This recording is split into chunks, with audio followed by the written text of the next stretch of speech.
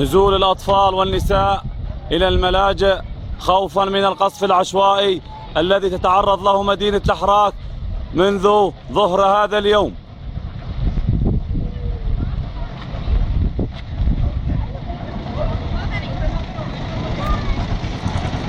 هذه هي مأساة هذا الشعب الذي يطالب بالكرامة وبالحرية كباقي شعوب العالم. هذا مصيرنا كل يوم صباحا ومساء، النزول إلى الملاجئ بسبب القصف العشوائي على مدينة الأحراك من اللواء 52.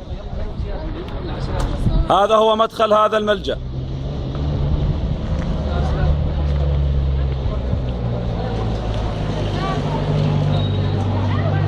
(17/5/2012) مدينة الأحراك.